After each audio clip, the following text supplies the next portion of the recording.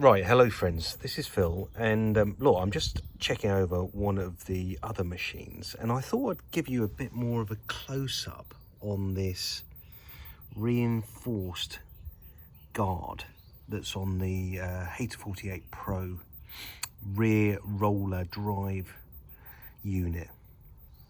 And it's a thing of beauty, isn't it? Look at that.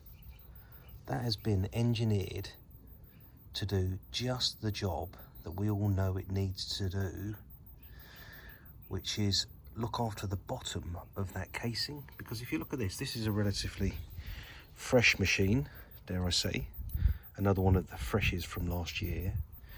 This is less used.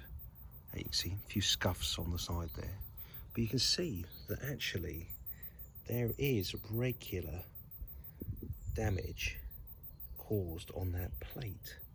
And look, that top edge that I talked about just there, it's getting the same wear and tear that you know to expect on the back edge down there of the old one.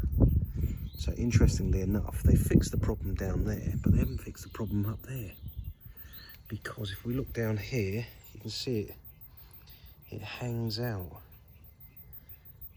It's in a position that just shows proud of the casing.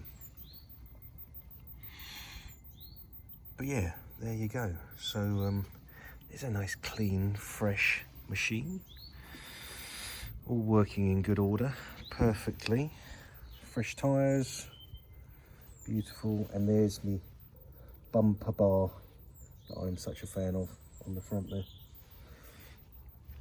But anyway, back to this. So there you go. That is a brilliant piece of survival engineering on the back of the Hater 48 Pro and probably the other models.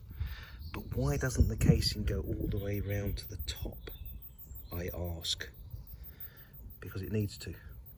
Anyway, look, that's all for now. Catch you again soon. Ta-da.